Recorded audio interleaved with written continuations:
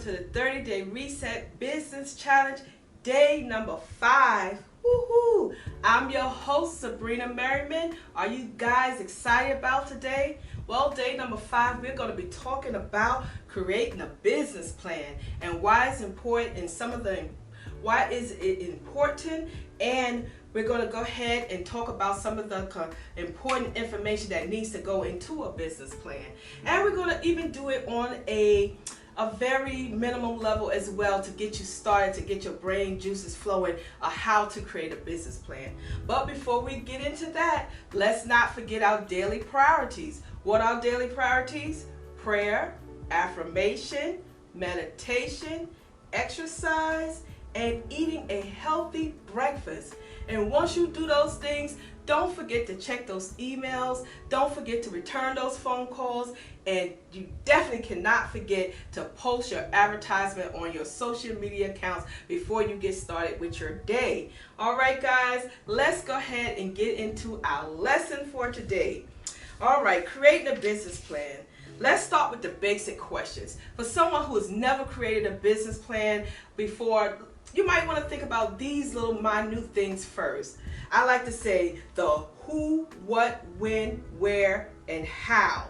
Okay, you might want to start off like that just to kind of put down what you want to just get a foundation before you go in and try to write a business plan, because you got to kind of get an idea of who you are. What is the business name? Did you find your business name? What is your business name? What type of business that it is? And when do you plan on starting the business, or opening up the business, or open up the store or location? Where is it going to be located? How are you going to plan for this business? How do you plan for this business to be run? And then write down what are your monthly or yearly financial goals for your business. It's easy to convince yourself that you don't need a business plan and you can just keep on going and going and going. But you do need a business plan. You need some structure, and it will help you be successful in business. Okay, so let's go ahead on into our plan for today.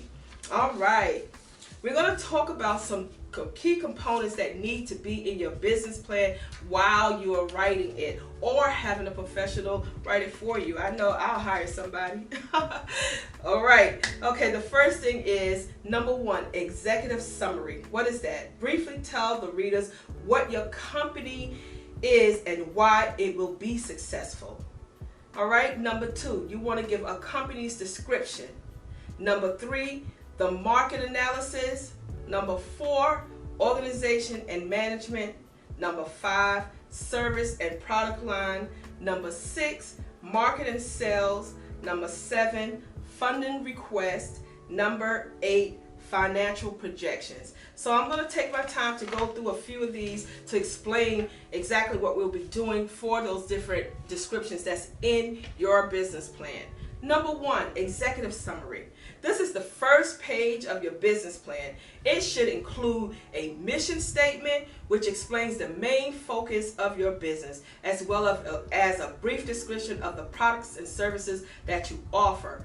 Basic information showing ownership and structure, and a summary of the plan. So you want to be able to start off your business. That's with the who, what, when, where, and how. You want to know who you are. You want to put out a mission statement. You want to be able to do those things in the first place so you can identify who you are and what you're trying to do, and the products and services or what you provide. People want to know who you are, so you're going to give a description of that.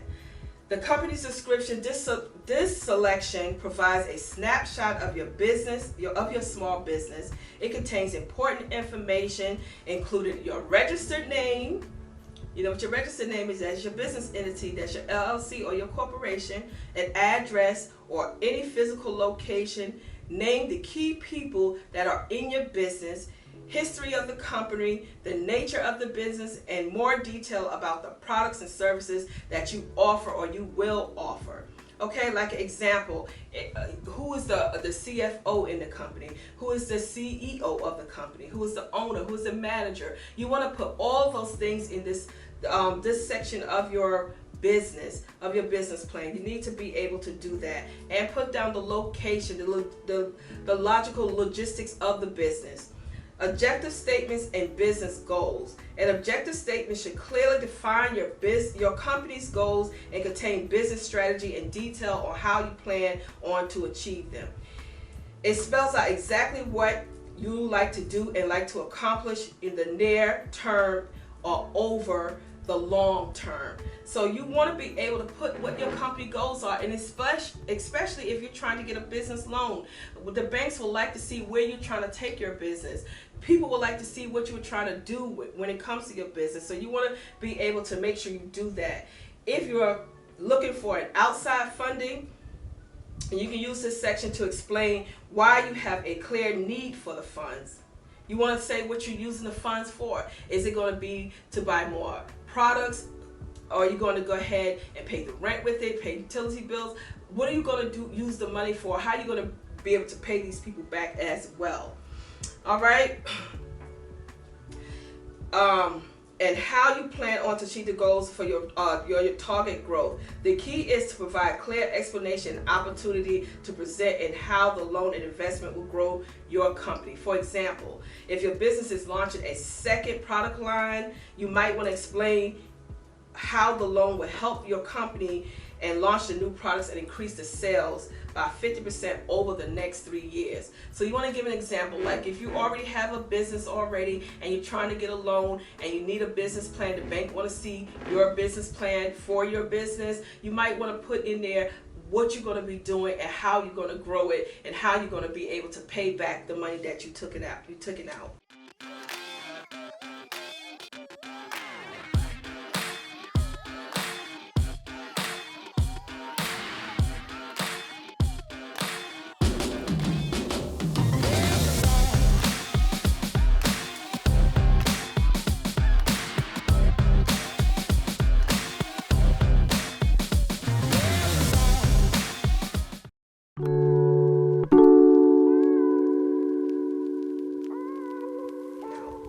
All right, business and management structure.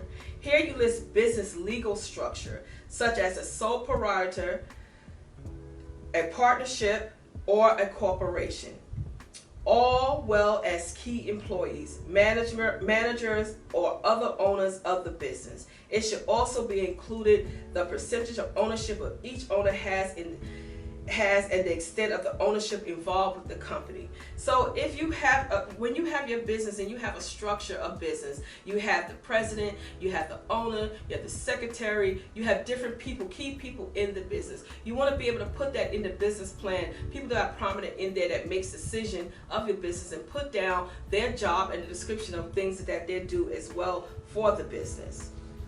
All right, we're moving right on along. We're on number 5. 5 is products and service. In this section, you can choose the details. You can detail the products or service that you offer or plan to offer. It should include, number 1, an expectation of how your products and service work. So you want to take your time to be able to tell how those products and service work, but you don't want to make it too long either.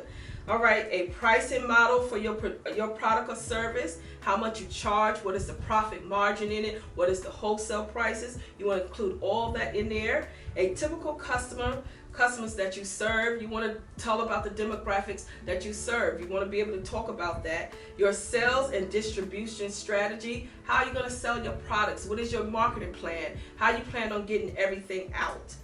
Why your products or services better than the competition that's offering them. What is so special about your product? Why should I buy your product? Why should I loan you money about your product? Why is it going to be bigger than the product that's already out that does the same thing? So you have to be able to say some things of that nature. And how you plan to fill orders. How's your business running? How do you plan orders? Do you have a warehouse? Do you have staffing to do that? How are you sending out your products? How are you doing it? So you want to be able to put all those things in there. That is number 5.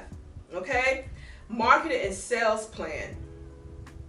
This is simply an explanation of your marketing strategy and how you will execute it. How can you address your plans and persuade customers to buy it. So you want to have a marketing plan. You want to talk about your marketing plan in your business plan. That is like one of the most important things, because they want to know how they're going to get their money back. And so you have to have a marketing plan in place to say, okay, we're going to advertise on this, we're going to sell on this, we're going to do this, we're going to do that. You need to put that in there so banks and investors can feel comfortable with loaning you money, because they know that they will get money back because you have a plan already in place.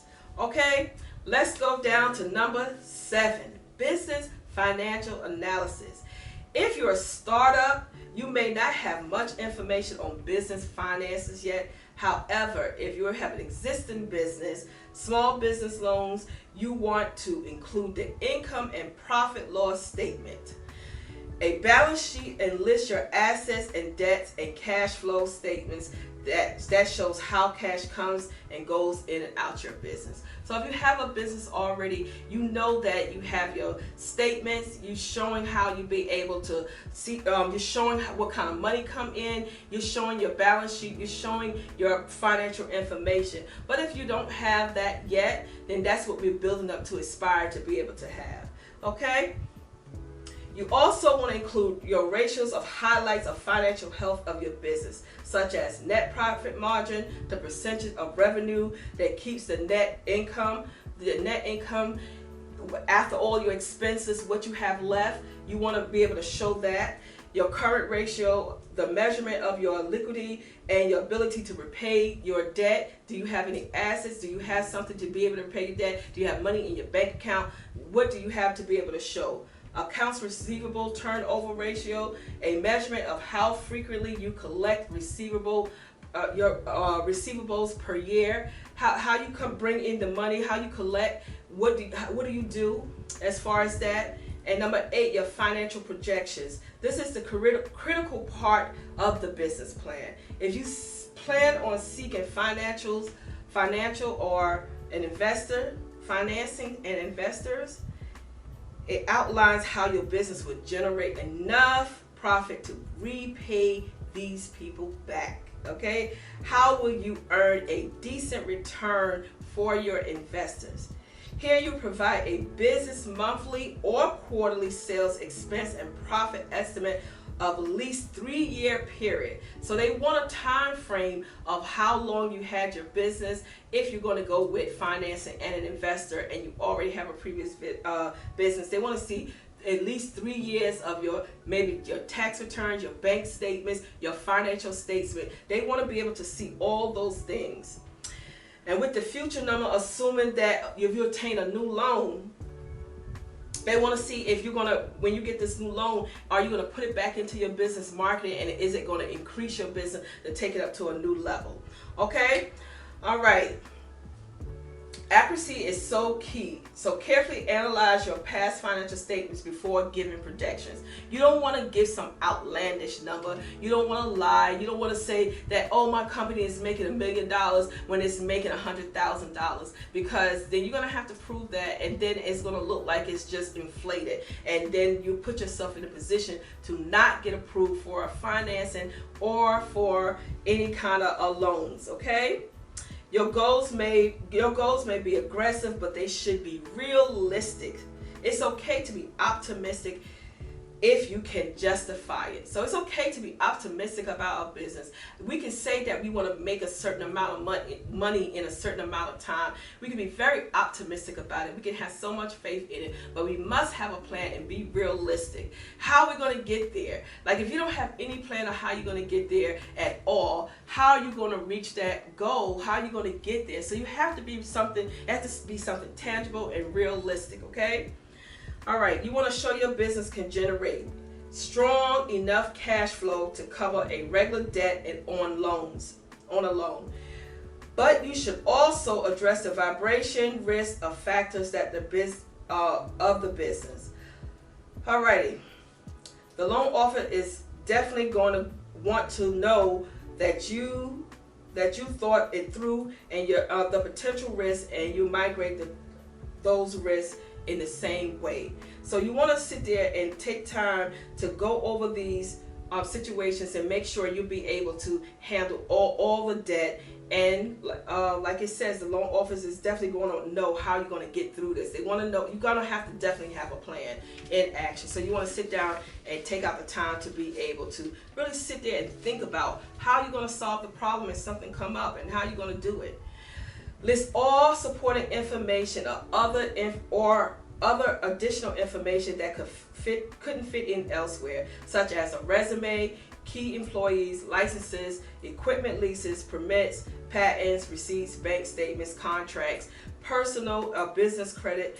If you have an apex is long, then you will want to consider adding a table of contents in the beginning of the section. So you want to sit there and list. You do want to sit there and list everything of the table of contents of your business plan, so it's easy to find. Be able to find the projections if they want to go back and see some different things, see what page that is on. A business plan could be a little big, it could be much, it could be a lot, because you're putting a lot of information in there. But you just take your time and do one thing at a time and to build it. And if it's something that you can't do, then it's okay to get somebody. It's okay to hire somebody to be a hired professional to do it. I definitely believe in hiring professionals for whatever field that they're in, that you're not very you don't know much about. So it's okay to do that. Okay, guys, so make sure you take out the time and think about the different things that you need to put into your business plan, and sit there and take out time to start writing it out slowly.